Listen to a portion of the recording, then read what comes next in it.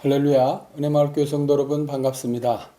네, 이 시간은 수요 예배 시간입니다. 우리 마음을 정돈하시고 우리 하나님께 예배하도록 하겠습니다. 먼저 사도신경으로 우리의 신앙을 고백하겠습니다. 나는 전능하신 아버지 하나님 천지의 창조주를 믿습니다. 나는 그의 유일하신 아들 우리 주 예수 그리스도를 믿습니다. 그는 성령으로 잉태되어 동정녀 마리아에게서 나시고 본디오 빌라도에게 고난을 받아 십자가에 못 박혀 죽으시고 장사된 지 사흘 만에 죽은 자 가운데서 다시 살아나셨으며 하늘에 오르시어 전능하신 아버지 하나님 우편에 앉아 계시다가 거기로부터 살아있는 자와 죽은 자를 심판하러 오십니다. 나는 성령을 믿으며 거룩한 공교회와 성도의 교제와 죄를 용서받는 것과 몸의 부활과 영생을 믿습니다. 아멘. 아멘. 네, 우리 다 같이 찬송가 563장 함께 찬양하겠습니다.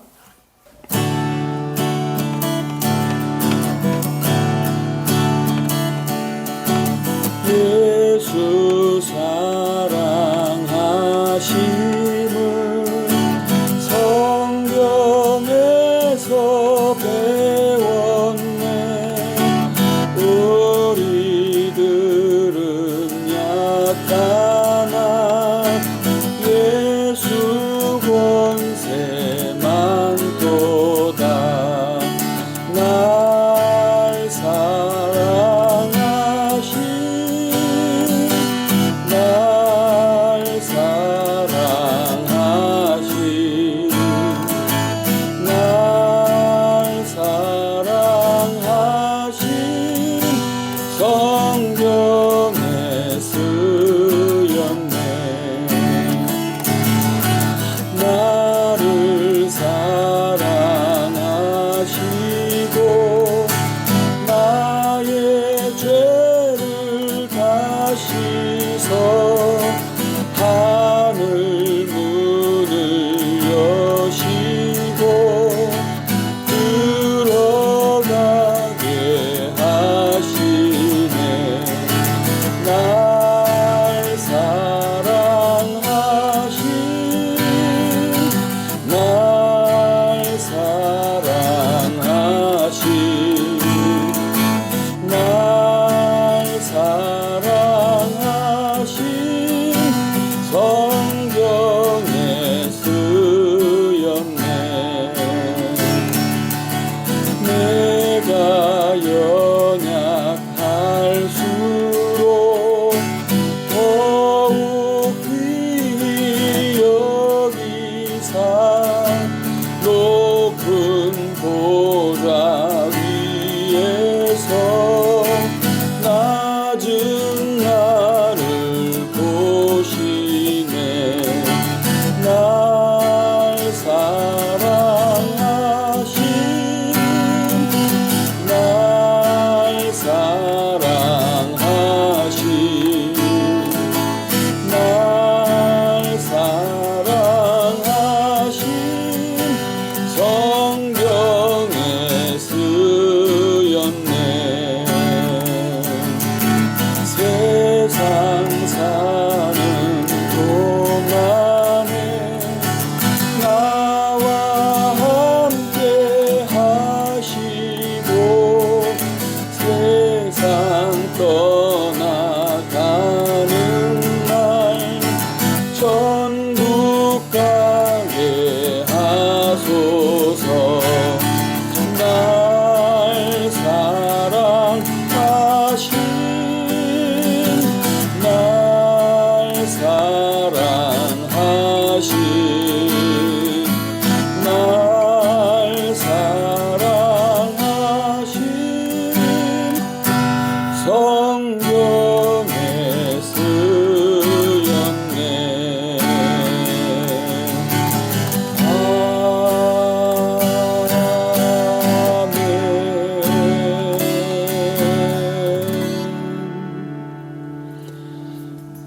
아멘. 네, 오늘 우리가 함께 살펴보고 은혜를 나눌 말씀은 시편 54편이 되겠습니다. 시편 54편입니다. 함께 봉독하도록 하겠습니다. 하나님이여, 주의 이름으로 나를 구원하시고 주의 힘으로 나를 변호하소서. 하나님이여, 내 기도를 들으시며 내 입의 말에 귀를 기울이소서. 낯선 자들이 일어나 나를 치고 포악한 자들이 나의 생명을 수색하며 하나님을 자기 앞에 두지 아니하였음이니이다. 하나님은 나를 돕는 이시며 주께서는 내 생명을 붙들어 주시는 이시니이다.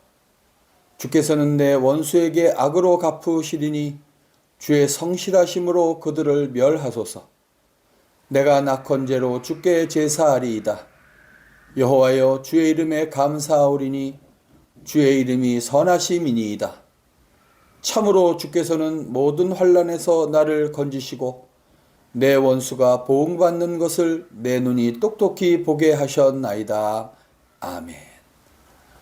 아멘. 네, 오늘 본문 말씀이 시편 54편은 다윗이 지은 시로서 개인적인 비탄시의 요소를 많이 나타내고 있지만 일반적으로는 간구와 신앙 또는 기도와 믿음이라고 하는 보다 넓은 범위에 포함되는 시이기도 합니다. 그리고 내용상으로는 시편 52편의 배경과 그 연장선상에서 이해될 수 있겠는데요. 시편 52편은 지난번에도 말씀드렸듯이 사무엘상 21장 이하에 기록된 것처럼 다윗이 사울을 피해서 놉당에 들어갔을 때 그곳 제사장이었던 아히멜렉을 만나게 됩니다. 그리고 배고파하는 다윗을 위해서 그 아히멜렉은 하나님께 제사 드릴 때 올려드렸던 진설병을 주어서 먹게 하죠. 그리고 무기가 없어서 불안하다라고 말하는 다윗에게 물맷돌로 때려 뉘었던 골리앗, 다윗이 때려 뉘었던 골리앗이 갖고 있던 무기를 주어서 자신을 보호하도록 그렇게 배려를 하게 됩니다. 그런데 그 사실을 우연히 알게 된 이 에돔 사람 도액이라고 하는 사람이 사울 왕에게 그 사실을 밀고하는 바람에 그 제사장 아히멜렉뿐 아니라 그 놉당에 있는 제사장 85명과 그리고 그곳에 사는 주민 남녀 모두와 아이들과 가축까지 사울 왕에게 몰살을 당하는 아주 끔찍한 일이 있었던 그 사건을 52편은 배경으로 하고 있다고 말씀드렸습니다. 그리고 오늘 54편은 그곳을 떠나서 다윗이 유대 땅 10광야라고 하는 곳에 들어갔을 때 그곳에서도 그 10광야 사람들에 의해서 밀고를 당하게 돼서 마치 다윗은 풍전등화와 같은 절체절명의 위기에 빠졌던 그 사건을 오늘 54편은 배경으로 하고 있습니다. 네, 그런데 사실 다윗이 유대 땅에 들어와서 처음 도피처로 삼은 것은 이 10광야가 아니고 그일라 땅이었습니다. 그런데 그 그일라 땅에 블레셋이 쳐들어오게 되죠. 다윗은 그곳에서 하나님께 기도해서 내가 이 그일라를 구해야 할까요? 하고 기도했을 때 하나님은 블레셋으로부터 그 그일라 땅을 구해내라고 말씀하셨고 그 때문에 다윗은 그일라 땅에 침공해 들어온 블레셋을 쳐서 멸하게 됩니다. 이렇게 은혜를 입었던 그일라 사람들임에도 불구하고 다윗과 그 무리들이 그일라 땅에 머무르는 것을 허락했다고 하면 그 전에 놉당에서 그 끔찍한 사건이 일어났던 것처럼 자기네들도 몰살을 당할까 두려웠는지 그 다윗을 그만 은혜를 저버리고 그 다윗을 사울 왕에게 밀고를 하게 됩니다. 그리고 황급히 그 그일라 땅을 떠나 새롭게 도피처를 찾은 곳이 바로 10광야였던 건데요. 거기서도 10광야 사람들로부터 사울에게 밀고를 당하는 순환을 겪게 된 것입니다. 계속해서 추격을 받아야 됐던 것이죠. 광야이기 때문에 숨을 곳이 마땅치 않았던 그 10광야에서의 다윗과 그를 따르는 추종자들은 점점 포위망을 조여 들어오는 사울 왕의 그 군사들에 의해서 막다른 낭떠러지와 같은 절체절명의 위기에 빠지고야 말았던 것입니다. 네, 이런 상황에 처해 있는 다윗이 할 수 있는 일은 무엇이겠습니까? 자기의 지혜를 그리고 경험을 살려서 사윗을 피할 수 있는 방도를 고안해내는 것일까요? 그러나 지금 사울의 포위망에 완전히 갇혀버린 상황에서 그러한 방법은 실패할 확률이 굉장히 높습니다. 나의 서전에 불가능이 없다라고 외쳤던 나폴레옹도 결국은 최악의 상황 앞에서 비참한 최후를 맞이할 수밖에 없는 것이 그 한 예일 것입니다. 우리가 살아가는 인간사에서는 아무리 발버둥을 쳐도 어찌할 수 없는 상황이 있기 마련이기 때문이죠. 그렇다면 그냥 이렇게 주저앉아서 자포자기하고 낙심하는 것이 옳은 것일까요? 그러나 그런 낙심과 자포자기는 하나님께 대한 신앙의 결핍을 의미하기도 합니다. 그렇다면 오늘 본문에서 다윗은 어떤 방법을 취하고 있습니까? 그것은 바로 이미 끝나버린 절망적인 상황 속에서도 자신이 할 수 있는 최고의 노력은 하나님께 기도하는 것임을 깨달았던 것입니다. 다윗은 하나님께 전심으로 매달렸습니다. 자신의 힘으로 해결할 수 있는 문제일지라도 먼저 하나님께 전적으로 맡기고 의지하는 것이 바른 신앙의 자세라고 한다면 이 절박한 상황 속에서 더욱 하나님을 신뢰하고 그분께 간구하는 것은 신앙인의 지극히 당연한 모습과 자세일 것입니다. 그래서 결국 우리는 이와 같은 사실을 통해서 기도 없는 문제 해결은 진정한 의미에서 불가능하고 환난 가운데 있을 때 기도하느냐 기도하지 않느냐 하는 것은 하나님께 대한 신앙이 있느냐 없느냐를 판가름하는 좋은 기준이 되기도 합니다. 네, 여기까지가 오늘 본문 1절부터 3절에 담겨있는 그 밑에 깔려있는 배경이라고 할 수 있겠는데요. 계속해서 다윗은 4절부터 7절에서 보니까 하나님은 나를 돕는 이시며 주께서는 내 생명을 붙들어 주시는 이시니이다. 주께서는 내 원수에게 악으로 갚으시리니 주의 성실하심으로 그들을 멸하소서. 내가 낙헌제로 주께 제사하리이다. 여호와여 주의 이름에 감사하오리니 주의 이름이 선하심이니이다.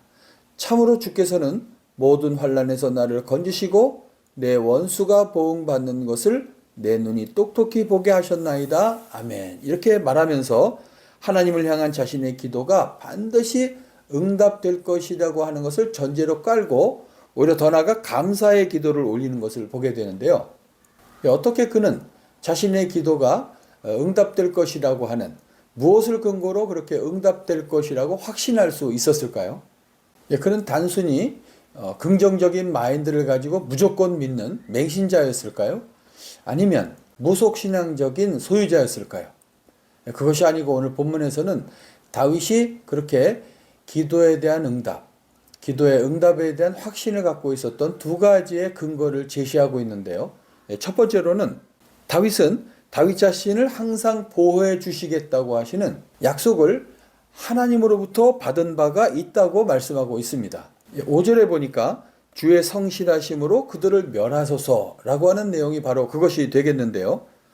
그리고 두 번째 기도 응답에 대한 확신의 근거로서 다윗은 이전에도 하나님의 구원의 역사를 체험하는 실제적인 체험을 갖고 있는 사람이었습니다. 그러므로 오늘 본문 6절에서 내가 낙헌제로 주께 제사하리이다. 여호와여 주의 이름에 감사하오리니 주의 이름이 선하심이니이다. 라고 말하면서 자원하는 마음으로 하나님께 미리 감사의 제사를 드리겠다고 다짐하는 것은 하나님의 구원을 유도해내고 싶어서라든지 인간관계에서나 볼 수 있는 자기의 요구 조건을 얻기 위한 흥정을 하는 그런 것이 아니고 오직 하나님은 자신의 약속하신 바에 따라서 성실하심과 주권적인 판단을 가지시고 성도의 어려운 처지를 헤아리시는 분이시라는 것을 신뢰하였기 때문입니다. 실제로 하나님께서는 다윗이 처해 있었던 일촉즉발의 그 긴박한 상황을 모면할 수 있도록 아주 기적적인 방법을 통해서 응답하셨는데요. 사무엘상 23장에 보면 다윗을 향해 포위망을 좁혀가던 사울왕, 그리고 얼마 있으면 바로 발각되고 잡힐 수밖에 없는 상황이었는데 그런 사울 왕에게 소식이 전해집니다. 그것은 바로 사울이 머물던 기브온에 블레셋이 쳐들어왔다는 소식을 듣게 된 것이죠. 그 소식을 들은 사울은 다윗을 향해서 좁혀가던 포위망을 풀고 긴박하게 급하게 기브온으로 돌아갈 수밖에 없었던 그 일을 통해서 다윗과 그를 따르던 추종자들의 생명을 보호해 주시는 응답을 하셨던 것이죠. 그러므로 우리는 오늘 본문에서 두 가지 중요한 사실을 발견하게 됩니다. 그것은 약속하시면 반드시 성실하게 그것을 이루신다고 하는 그 하나님에 대한 절대적인 신뢰와 확신을 가진 기도는 반드시 응답을 받을 수 있다는 사실과, 두 번째는 그 언약의 약속의 말씀 위에 하나님의 놀라우신 응답을 체험한 그 체험이 더해진다면 더할 나위 없는 감사와 기쁨이 넘치는 신앙생활을 할 수 있다고 하는 사실일 것입니다.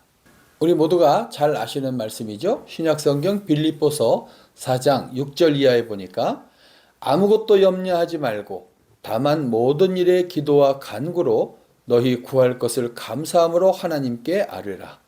그리하면 모든 지각에 뛰어난 하나님의 평강이 그리스도 예수 안에서 너희 마음과 생각을 지키시리라고 말씀하고 있습니다.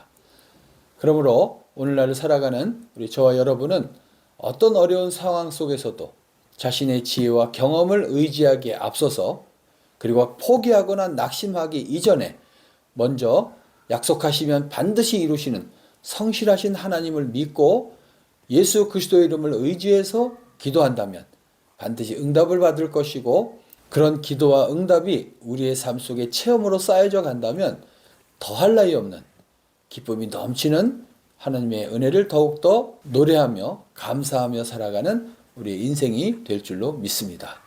기도하겠습니다.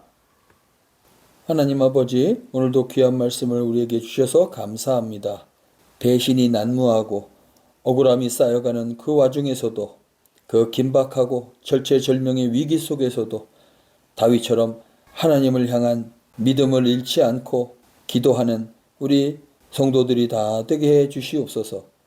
감사드리고 예수 그리스도의 이름으로 기도 올리옵나이다. 아멘. 아멘. 주님 가르쳐 주신 기도로 예배를 마치겠습니다. 하늘에 계신 우리 아버지, 아버지의 이름을 거룩하게 하시며 아버지의 나라가 오게 하시며 아버지의 뜻이 하늘에서와 같이 땅에서도 이루어지게 하소서. 오늘 우리에게 일용할 양식을 주시고 우리가 우리에게 잘못한 사람을 용서하여 준 것 같이 우리 죄를 용서하여 주시고 우리를 시험에 빠지지 않게 하시고 악에서 구하소서. 나라와 권능과 영광이 영원히 아버지의 것입니다. 아멘. 아멘. 예배를 모두 마쳤습니다. 돌아오는 주일까지 건강하시고 행복하시길 바라겠습니다. 감사합니다.